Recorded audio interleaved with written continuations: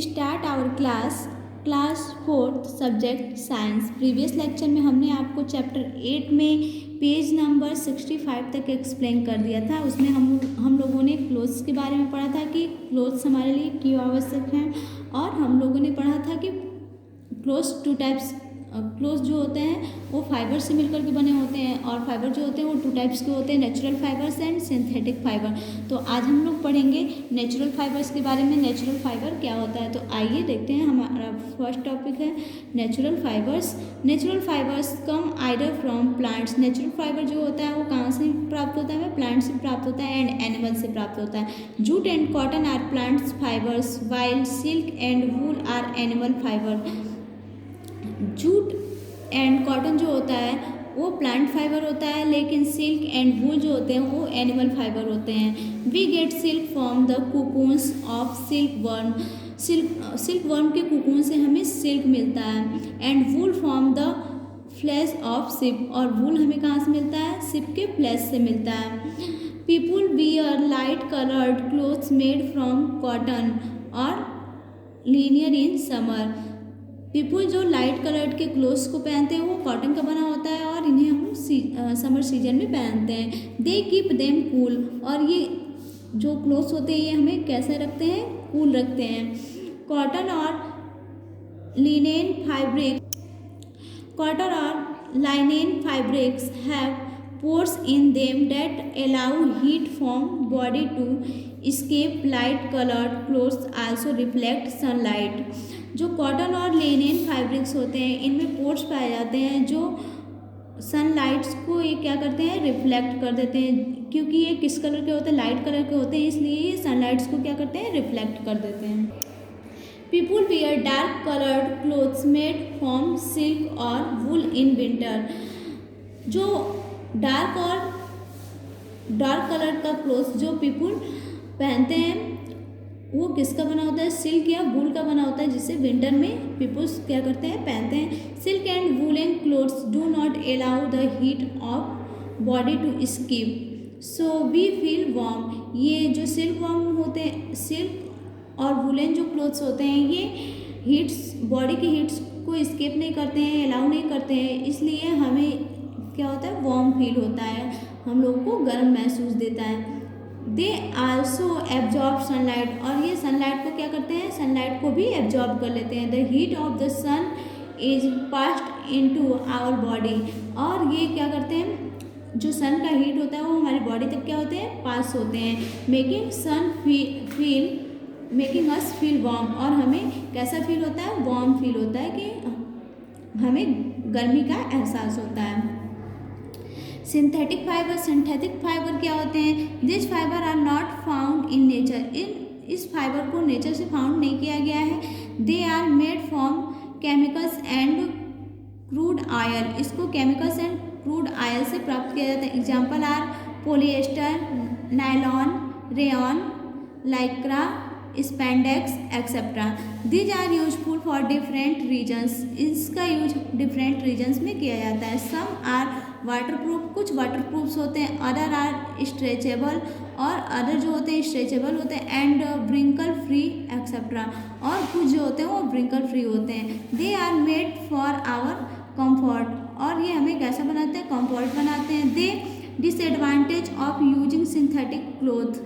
Synthetic cloth का क्या disadvantage है? Is that it may catch fire easily. जो सिंथेटिक क्लोथ्स होते हैं ये फायर को क्या करते हैं? इजिली कैच कर लेते हैं। Clothes made of synthetic cloth do not allow body heat to escape. जो सिंथेटिक क्लोथ्स होते हैं वो बॉडी को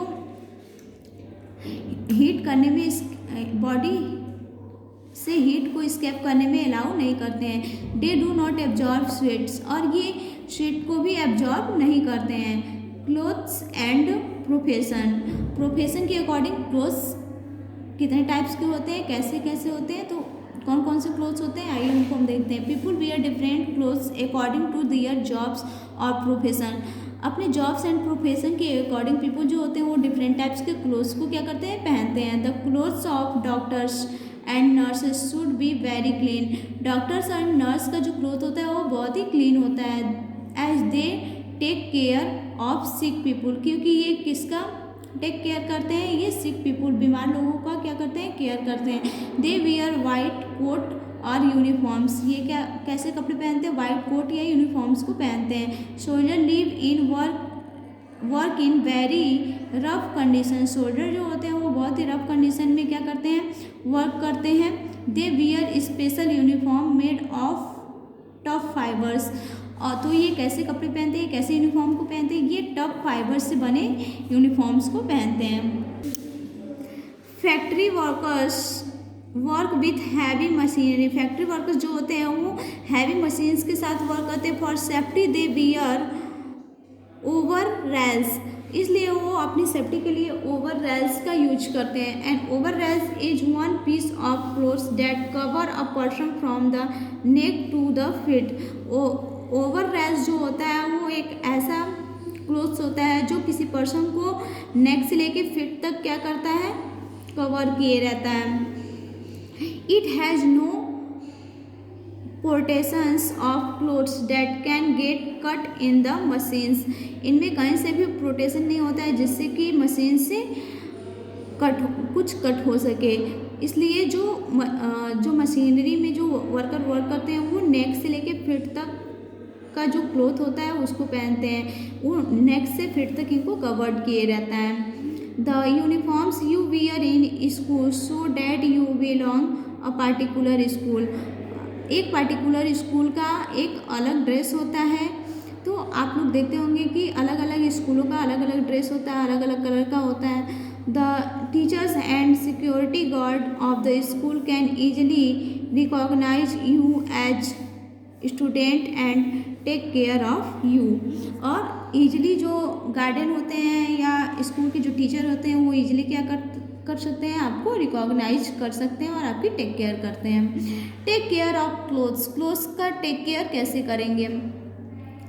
clothes should be washed well with a good soap और detergent to remove all sweat dirt and stains, clothes को एक अच्छे soap या डिटर्जेंट से क्या करना चाहिए, रिमूव करना चाहिए, जिससे कि उसमें स्वेट डर्ट एंड जो स्टेन्स होते हैं वो रिमूव हो सके।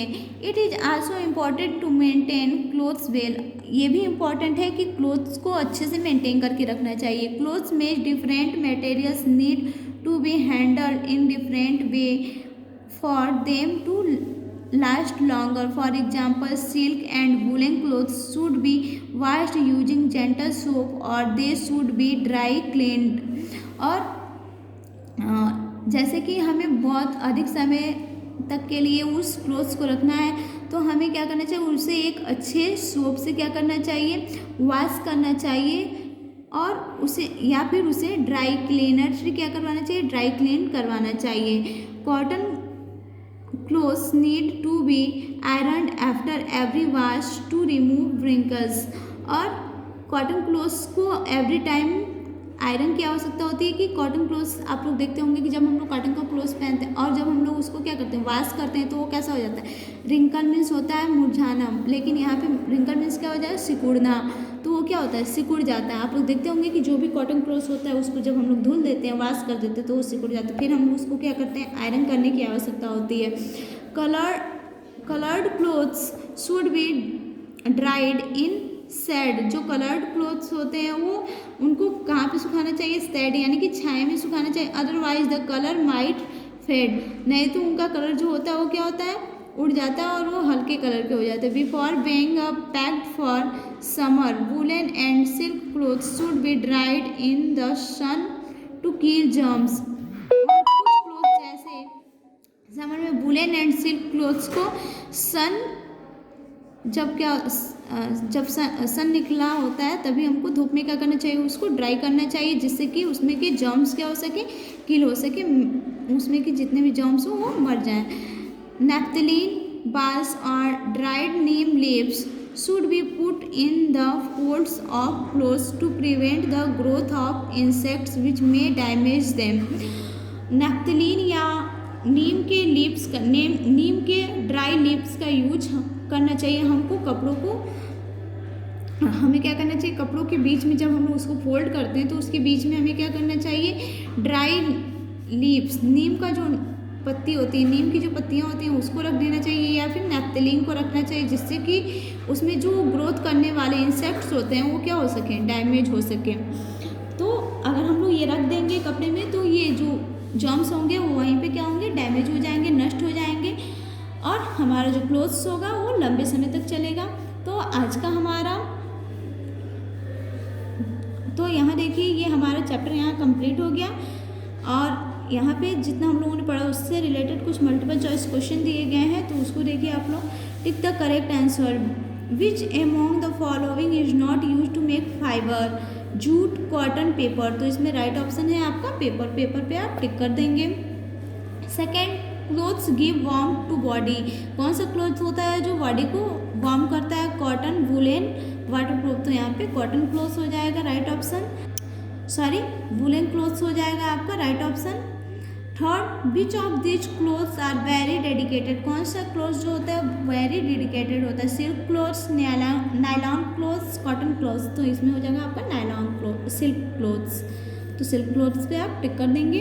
ये आज का, और यहाँ पे कुछ कीवर्ड्स दिए हुए हैं, इसको आप लोग रीड करेंगे एंड कॉपी में नोट करेंगे। आज का आपका क्लास यहीं पे ओवर होता है। Thank you.